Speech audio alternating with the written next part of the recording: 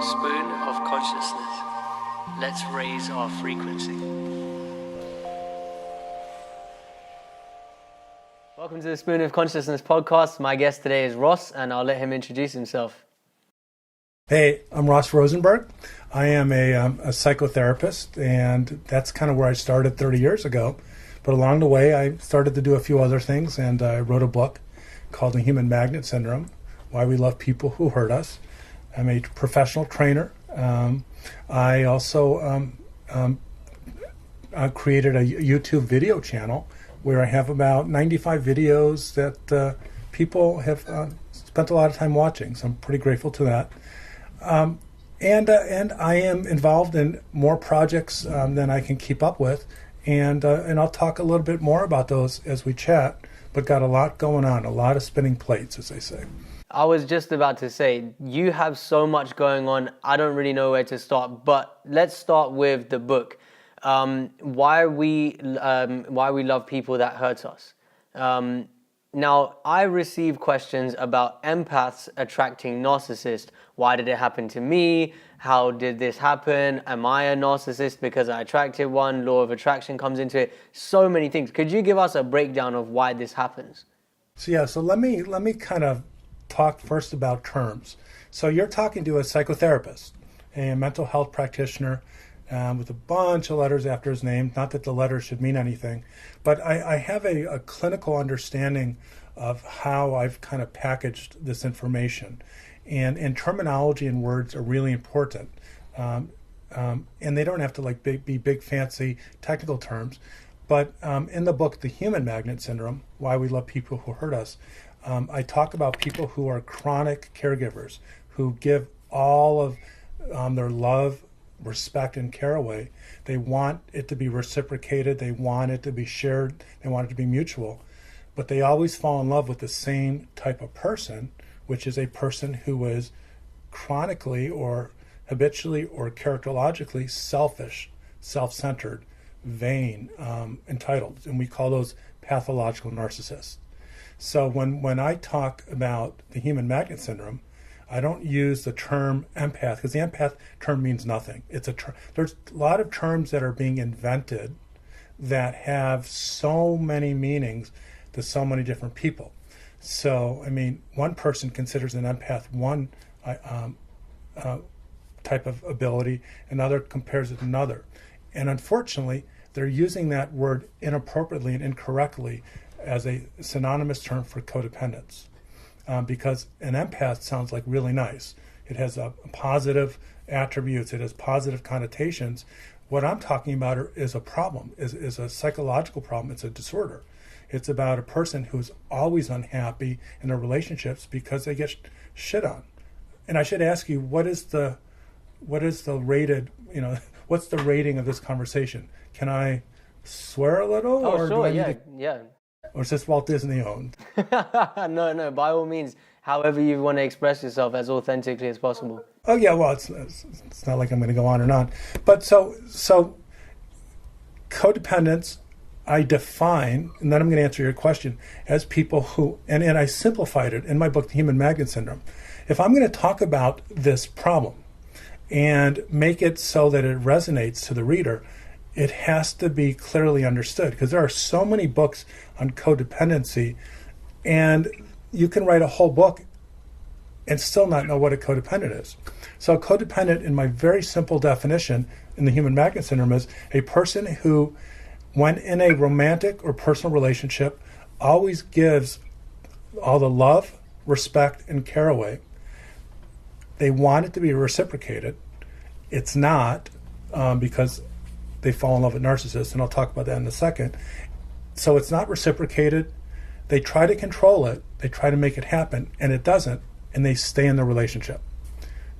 So, and narcissists are the people that need, within a relationship, all the love, respect, and caring in it. They won't reciprocate, and they will dominate it. So when I talk about what brings these two people together, I'm not talking about empaths. And to me, an empath is a personality ability, being empathetic, being sensitive, being able to absorb.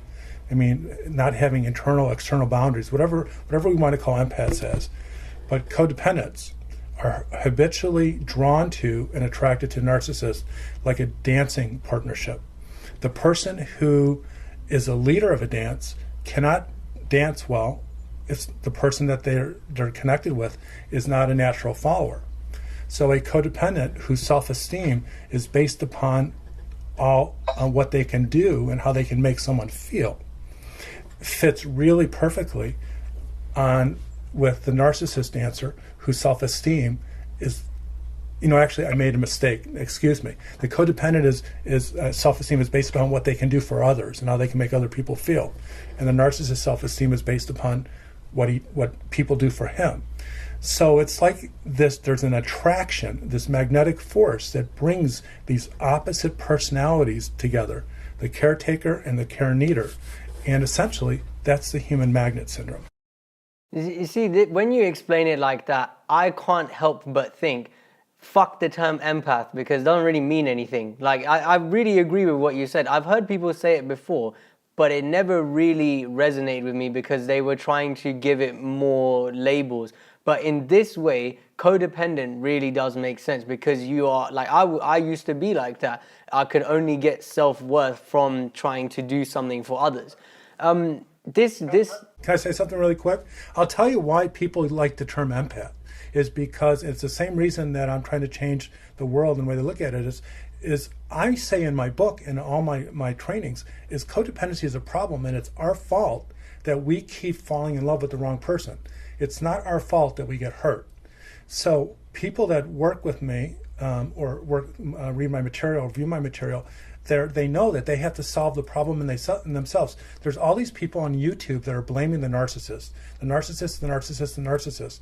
But if you if you vote for a president who's a narcissist, then it's your fault. If you marry someone like I did, I married a narcissist twice. So my point is to not candy coat it. And so empaths like that term because it makes them sound like butterflies that can heal everyone's pain, but really they're miserable people because they're the same thing as codependents, and they can't stop it. Sorry about that. I had to throw that in. No, I'm glad you clarified because it's making this term that is actually a personality defect into something that's warm and fuzzy and don't worry about it, you'll be all right. You mentioned briefly that you married a narcissist twice. Is that how you started getting into this kind of field? The whole story, in 30 seconds, is that I've been married, and my first wife, who I can't legally say had a psychological problem, but that's what my attorney told me. But one could say that I learned about what it's like to be a codependent with a narcissist in my first two marriages. They were highly dysfunctional. I believe I was abused, neglected, hurt very badly. And it was after the second divorce when I went through this moment of deep, profound shame. Like, what the fuck is wrong with me? I'm this therapist. I'm helping people, but yet in my personal life, one moment I'm in love with, what seems like my soulmate, but it's really, as my dad would say, my cellmate. So I went into therapy it was just in order to get rid of my shame, I had to figure it out. And that's where I started to piece it together, one little part at a time. And everything that I discovered that I would eventually help my clients with in psychotherapy came from my own personal journey and the pressure that I put upon myself to learn and to change.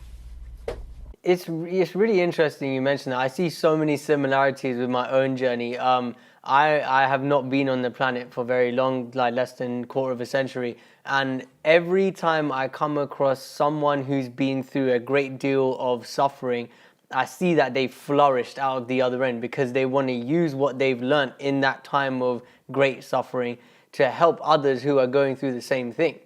And this is what really interests me about your work. So you're all about personal development, helping people get through what they're going through right now. And how many cases have you come across that are similar to yours? Wow. Millions, but not personally. I mean, first of all, In my YouTube channel, the reason it has close to 6 million views and 55,000 subscribers is not because I'm charming and wrote a book.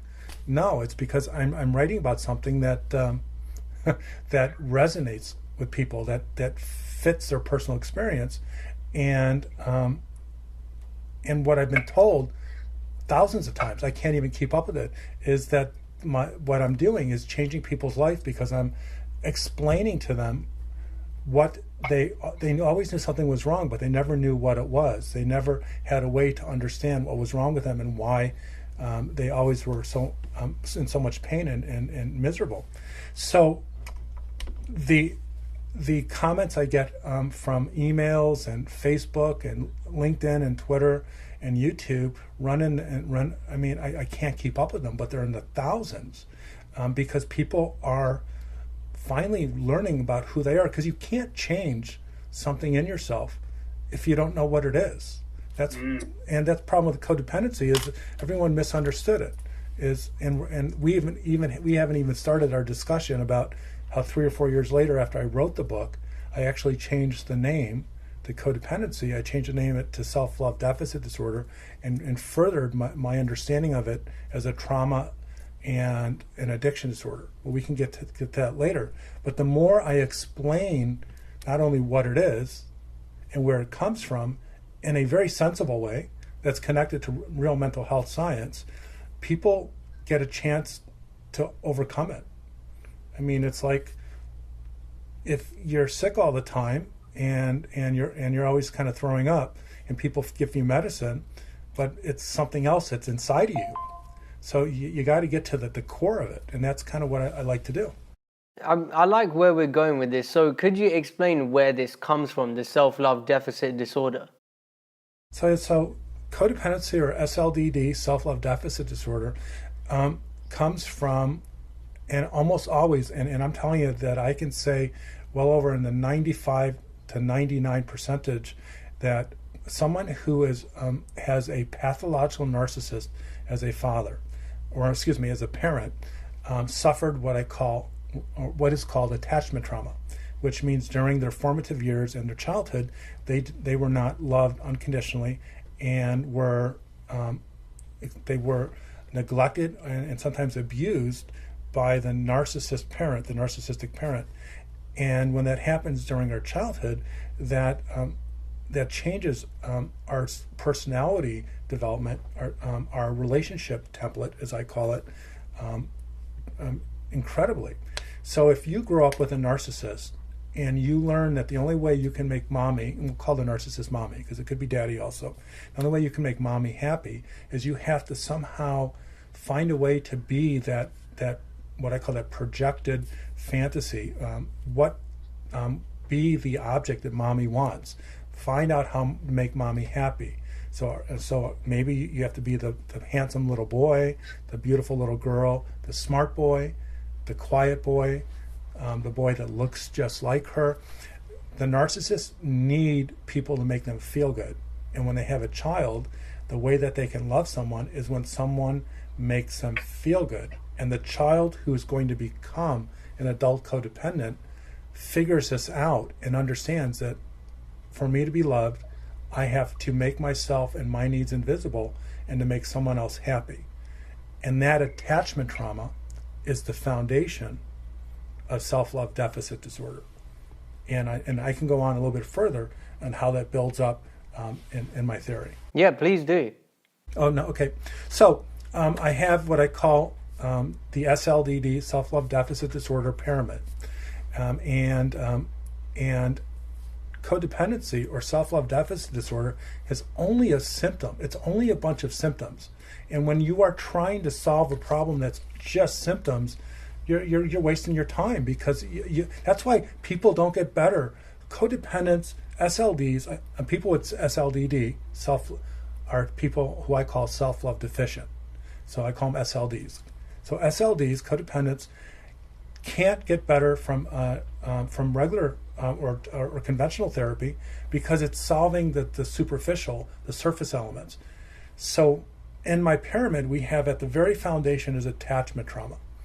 During your formative years, you learn that you're only as good as how you make other people feel, and essentially you're a human doing. From attachment trauma comes core shame, and core shame is feeling fundamentally broken, bad, or not good enough. And the only way that you can feel good is somehow if you sacrifice your own needs and you take care of someone else. From core shame, and I'm simplifying this because I have a whole, and I'll tell your listeners about my seminar videos, which they can buy, and I have a whole 6-hour video on this, so I'm going to try to shorten this to like 3 minutes. From core shame comes pathological loneliness. Now that's a conscious experience. Core shame is you just feel down deep, sometimes unconsciously, I'm just a piece of crap, a piece of shit, and the only time I feel good is when people love me, is when I take care of them. Pathological loneliness is it's like you are always feeling alone and lonely in your world, in your body, and the only way that you can escape this deep loneliness is to be in a relationship. And in that relationship, all you know is how to take care of someone. So the way that pathological loneliness goes away is through a relationship. The next step on the pyramid is SLDD addiction, or codependency addiction. That is this compulsive feeling to escape the loneliness. Because every SLD will tell you that between relationships, before relationships, or after relationship, they suffer this intolerable pathological loneliness. And the way it goes away is to be in a relationship. And we already know that codependents or SLDs are always attracted to narcissists. So it's this addiction. To take away the pain, the self-medication is to be in this relationship. And like any addiction, you keep using it, not because it feels good, but because you want to escape the pain. And to prove it's an addiction, and every SLD knows this, that when someone leaves a narcissist, or the narcissist leaves them, they experience the number one, the most powerfully painful withdrawal symptom, and that's the loneliness. Any SLD who is not in a relationship will tell you how lonely they are, and they will do anything to escape that loneliness. That's the addiction. And at the very top of the pyramid is self-love deficit disorder. That's a codependency. So the attachment trauma creates core shame. Core shame creates this conscious feeling of being lonely and pathological loneliness. The pathological loneliness goes away when you connect to the narcissist. That's the SLDD addiction. And then you have what we know as self-love deficit disorder. So when you accept that pyramid paradigm, what you have is now a sensible explanation that actually fits with the SLD's life experience. I'm really glad you expanded on it the way you did, because a core principle of spirituality that I talk about a lot, pretty much every week, is the relationship we have with ourselves. If that is poor, we will attract poor relationships. So if you're lonely, that means you neglect yourself, you don't enjoy spending time with yourself. That's when it is, correct me if I'm wrong, please, but is that when we settle for crappy relationships, bad friendships, these kinds of things? You're absolutely right, but it's more complicated than that. So everything you're saying is correct. So if you are lonely and you're an SLD, you're a codependent, and because there's different type of lonely people. There's different categories, and your loneliness can only go away when what's the opposite of being lonely is to be in a relationship, and because of the sum total life experience you have, the only love that you know is one where you take care of people. So when you go on Match.com, for example, or you meet someone anywhere, the attraction, the chemistry, the human magnet syndrome, the invisible unconscious draw is the narcissist and the codependents come together. And they pull each other together because it fits so perfectly. So when you're lonely, you're going to seek someone that fits well with you. And the pathological narcissist is extremely lonely, is extremely filled with shame, but they don't know it. That psychological disorder is different from self-love deficit disorder. narcissistic personality disorder, borderline personality disorder, or sociopathy or antisocial personality disorder, those are what I call in my book, The Human Magnet Syndrome, those are the pathological narcissist disorders.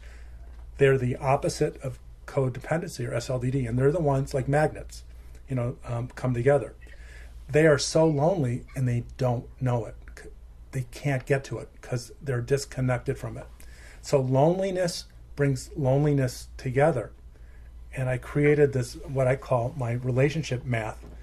And it goes like a half and a half, which is someone who's codependent or an SLD, and someone who's a pathological narcissist, means they're not fully developed and they're kind of missing so much.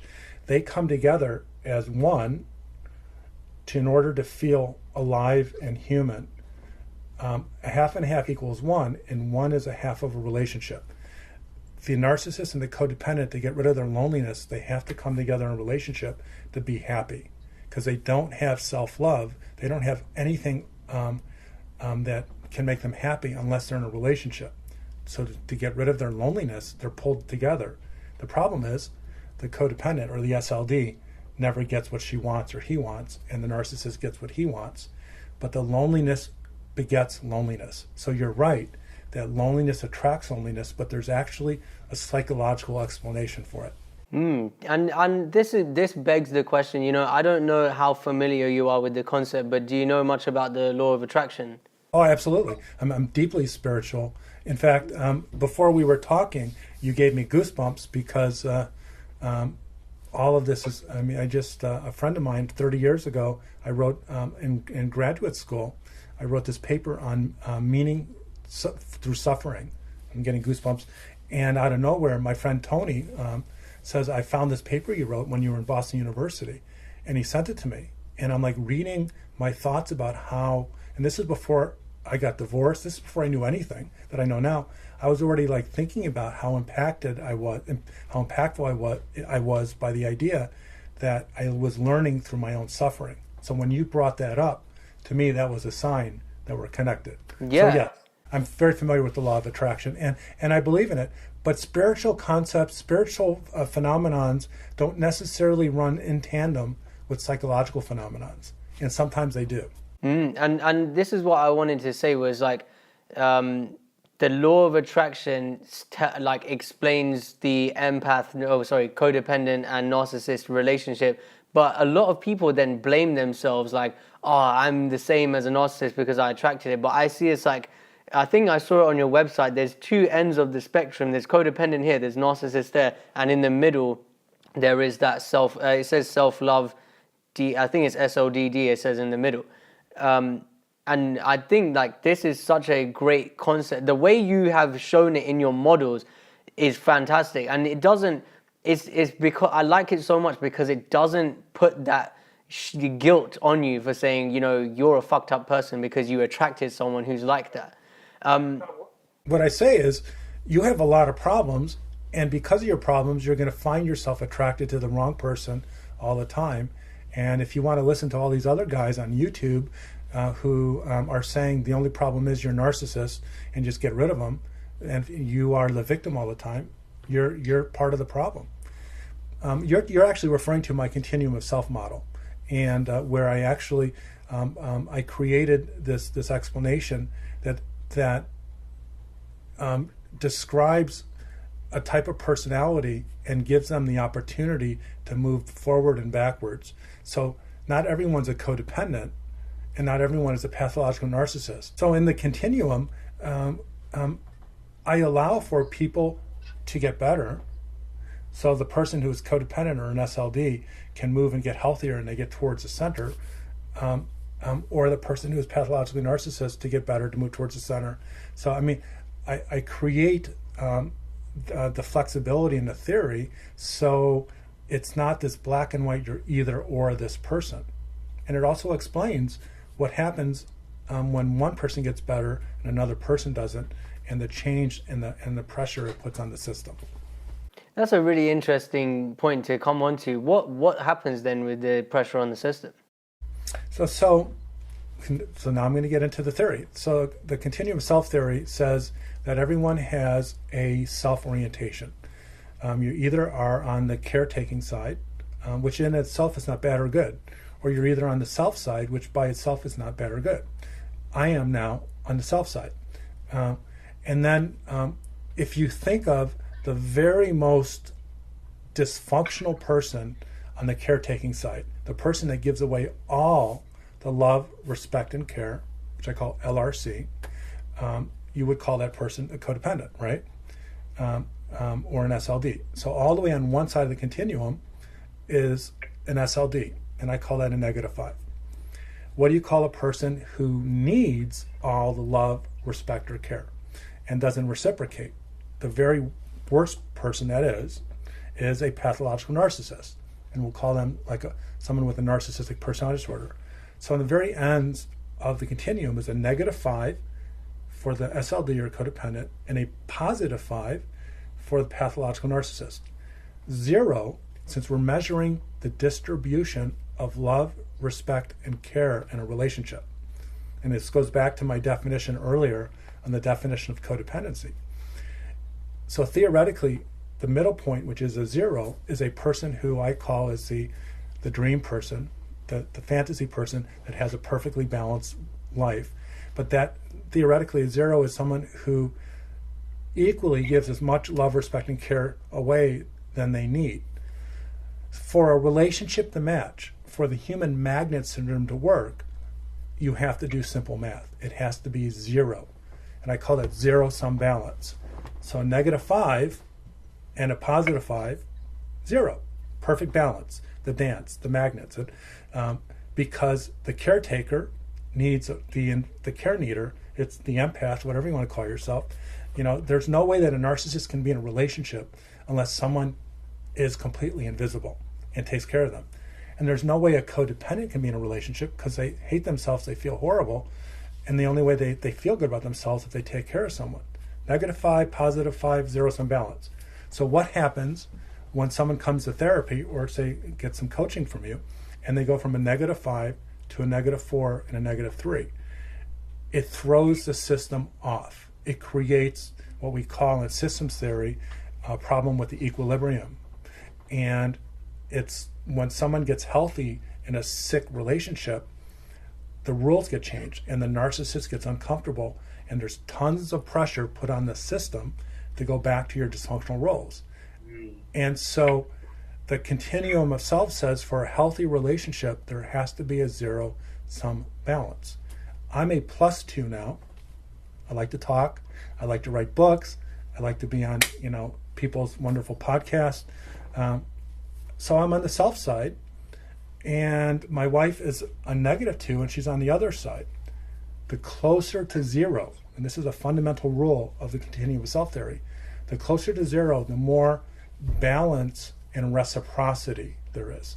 So if my wife got sick, I would take care of her. And if I got sick, my wife would take charge of things. But for the relationship to work, there has to be a zero-sum balance. So the human magnet syndrome accounts for healthy relationships, healthy chemistry.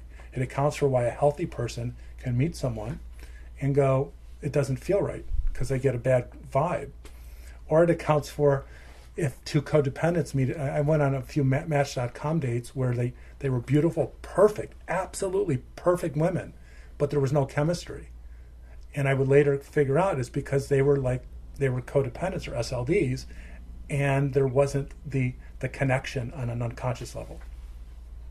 So I'm going to stop myself because I can just talk forever on this. I'm glad you're going into so much detail though, but you said something that really interests me, and I would be asking this from a psychological point of view, clinical only, not spiritual. But when you don't you can do both. I mean, I can handle both, but go ahead. Yeah, I mean, in spiritual terms, when you don't get a good vibe from someone, when there's no chemistry, it's because your vibrations are not compatible. But in psychological terms, is there an explanation for why we don't have that, or like something that goes in tandem? Exactly. First of all, the spiritual thing is when you don't know what's going on, you tend to make it spiritual. And by the way, I believe in a higher power, God and universe. I believe there's things, so don't get me wrong. I'm not an atheist or an agnostic. So if you don't know about the human magnet syndrome, you're going to use euphemisms and easy explanations like it's a vibe, it's an energy thing. And I even use the term energy, but it's the human magnet syndrome. It is, and I promise you, that is what brings people together in relationships that are created by chemistry. I mean, if it's an arranged marriage, no chemistry. Put a narcissist and a narcissist together and it's arranged, it's going to stay together. But so if you can remember, I assume you're on the caretaking side. That's my intuition is that there's a certain type of personality that when you're with, it just feels right to you. And if you're on the caretaking side, and let's say you're healthy, and so I'll give you a -2. If someone is a +5, so you're a -2, you're on the caretaking side, and you go on a date with a narcissist. She's going to talk about herself. She's going to be kind of, everything's going to be about her. She's going to interrupt you, and you're going to get this vibe like, man, your stomach might hurt, might turn into a knot, and you're just going to go, I need to get out of here. There's like no chemistry. Okay, so now let's put her at a codependent. You're a -2, and a codependent is a -5. You're going to go, oh my God, she's like not talking. Every time I ask her a question, she goes, what do you think? It's like she's afraid, to say everything, and she's always saying she's sorry, and you're going to go, get me out of here. So, but if you meet someone and you're a -2, and she's a little bit edgy and sexy and confident, and kind of takes control of the relationship, but she also has a heart and listens to you, that's going to be a vibe that's going to knock you out of your socks. And that's the human magnet syndrome.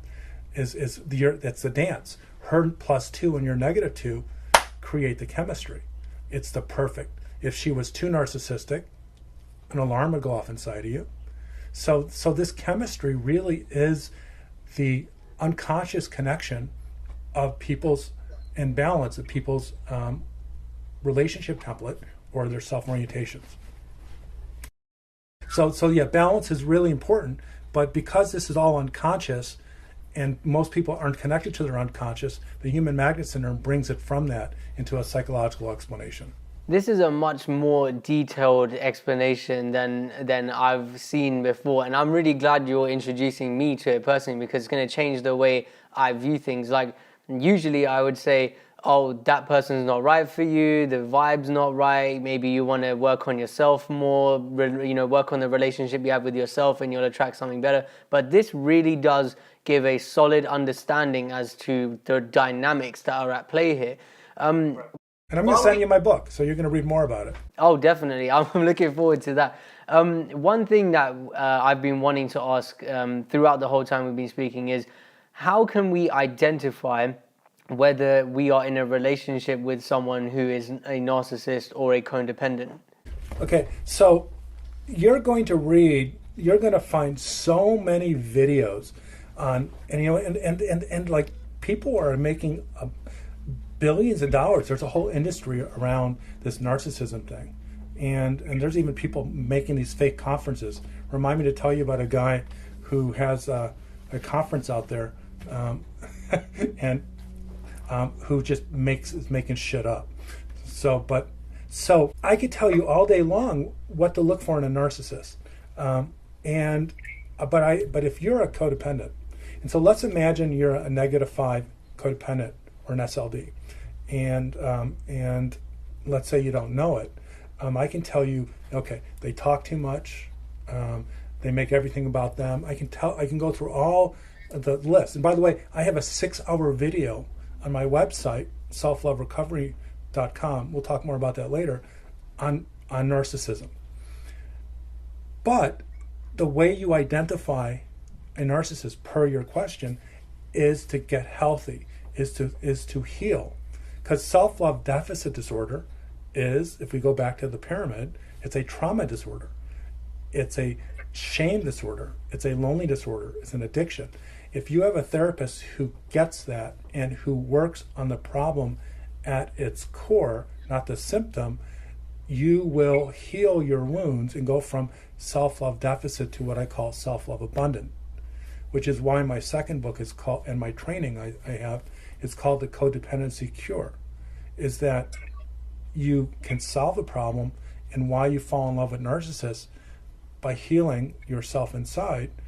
And that changes, going back to the human magnet syndrome, it changes your self-orientation, and that you have what I call a narcometer. And so when I'm with a narcissist, I'll tell you, my friend, I can like feel it in just seconds. I have a retreat that I'm doing, and love to tell your folks about that. I'm doing it's a weekend intensive retreat, and it's very deep, very emotional, and it's about trauma. And it's really important for me to make sure that no one signs up that is a narcissist, because a lot of narcissists believe they're codependents and they get away with it. And so I'm having to interview them for half an hour and try to like unpack their personality and to find out what they are. The best way I can almost always tell, almost within the first minute, because I can feel a narcissist. And that's because I've healed my self-love deficit disorder. I've loved myself more than I ever have. My attachment trauma, my core shame is virtually, well, it's in check. And so the very long answer to your question is to heal your self-love deficit disorder, and you will naturally discover them, and you won't need any big red flag. As soon as they talk and they take control of the conversation, as soon as they say something disrespectful, you will know, and you'll set a boundary, and that will cascade, and the human magnet syndrome will play out, and you won't want anything to do with them. So get healthier and allow the human magnet syndrome to work for you. So let's stay with this idea of getting healthier and healing our SLDD. How can we heal ourselves? I mean, so people in the spiritual... You can't. Sorry to interrupt you. Can't. This type of work, this type of recovery, this is a psychological disorder. So if you ask me, hey, if someone had incest as a kid, or if someone had had PTSD because of an alcoholic, abusive father, how can we heal this by ourselves? I'd say you can't. And that's the difference of someone who's a psychotherapist and someone who is and by the way, I know a lot of really, really good coaches, and I train coaches. So this is not about the coaching field, but it's about people who make promises just because they want the business. Is you can't do this by yourself, because these are unconscious dynamics that come from parts of your life that are disassociated or repressed. So you need the professional services of a psychotherapist. And there's a lot you can do while you're doing this type of treatment, but you can't do it by yourself. And if you can't get a therapist, then read my book, listen to my videos, and there's a lot you can do that will help you. And I've heard a lot of remarkable stories of people doing it on their own, but it's pretty hard to do. This is the thing, like, I believe everything can be, like, we can achieve a lot of things. Like, we know the human is, the body and the mind is capable of a lot. But I definitely do see where you're coming from. If someone is not well rehearsed with, not well rehearsed, if someone doesn't have a lot of knowledge of self, they are going to seek out things that are not really going to be beneficial for them. Bad relationships, drugs, all this kind of stuff. And I've been there too. Things that have helped me come out of that are not necessarily going to be the same for other people. But I do believe there are things that we can do individually to really help us. Okay, so let me answer your question. But I wanted to be really clear first of all, I'm not accepting new clients. So I'm not saying the only thing I can help is come see me. And right now, if you act now, I'll give you 5 sessions for the price of 10. No, that'd be ripping someone off. For a price of whatever. Yeah, I know what you're saying. Just want to be clear that this is not so is to understand that the problem is within you. The problem is what happened to you, and it's largely invisible, and to dedicate yourself to a journey to understand what was invisible, and that takes a lot of courage. That takes a lot of it takes courage, because that the reason we are SLDs, and why I used to be, is because we have so much hurt and shame, and to me, to open yourself up emotionally to it and try to discover it. You can discover it through books, through your dreams, through some of my videos, some good coaches, some good therapists, but is to be open to the part that your brain literally works this way. It's designed this way, is to close down your awareness to things that are too painful. That is the basis for post-traumatic stress disorder. It's a survival mechanism. You have to get to that trauma, and that's why there. But if you are brave enough and you are perseverant enough and you push yourself, you can find a way to uncover that. And I actually came up with a term. I call it Palean psychotherapy, like paleontologists dig through layers and try to find your trauma fossils. And then you want and I'm not trying to do this to sell my videos. And you follow my 10-stage treatment model.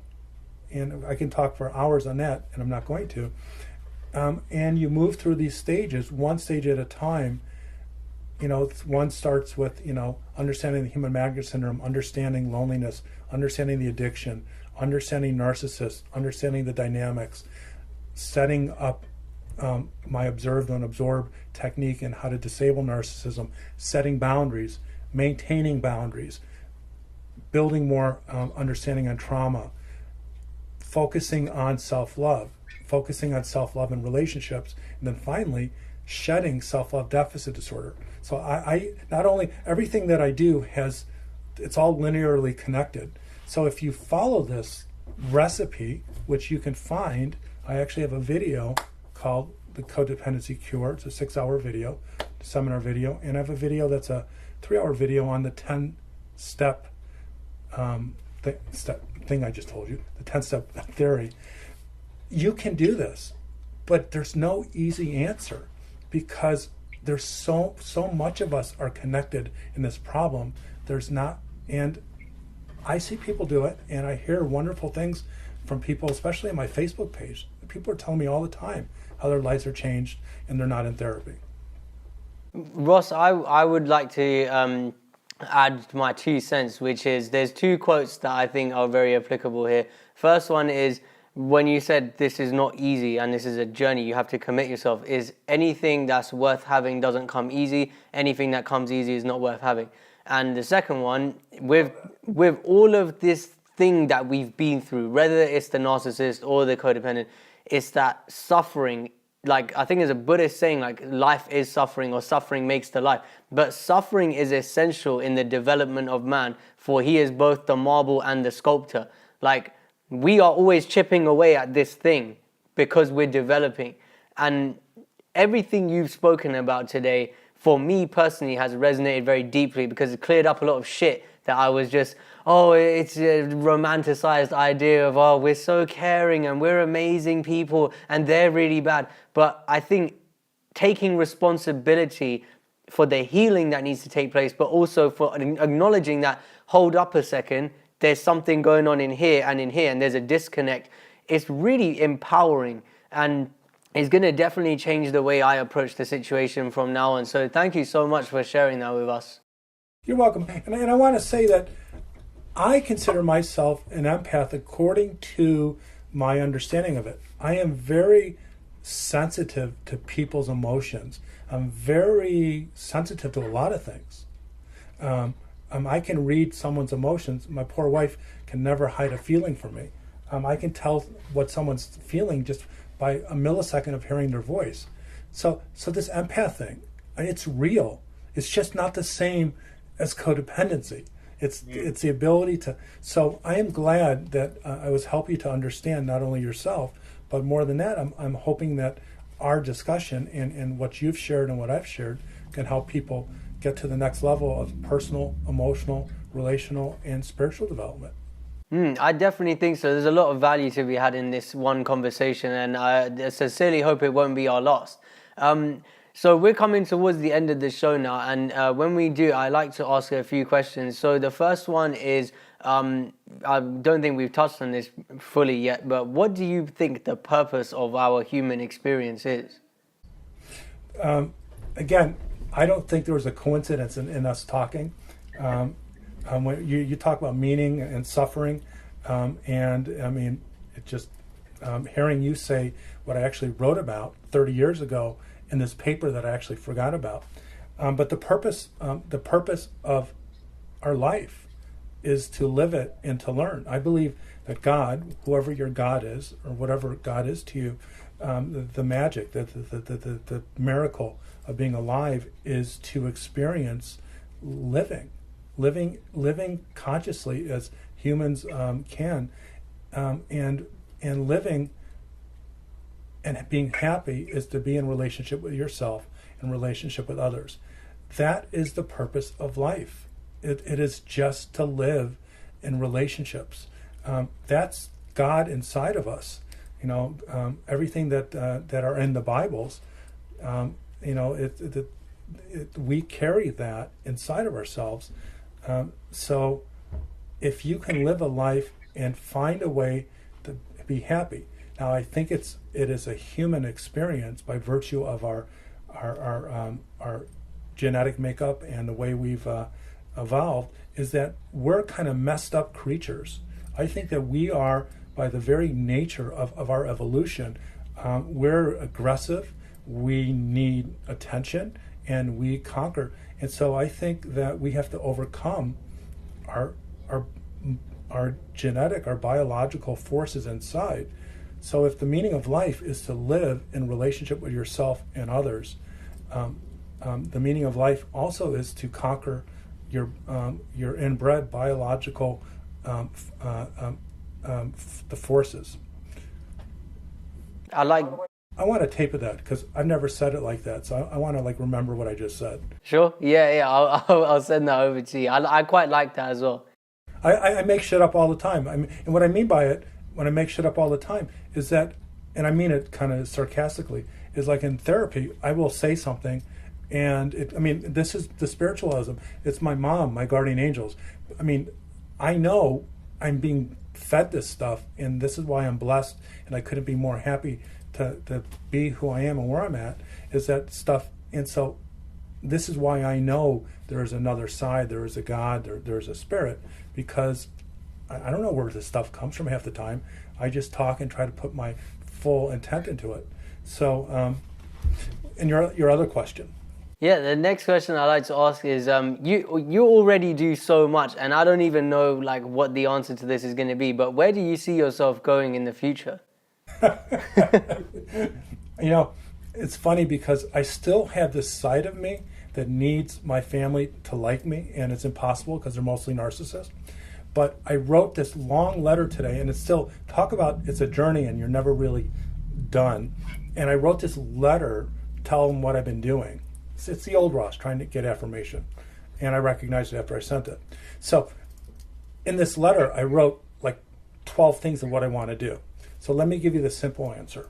I want to change the world and how they think about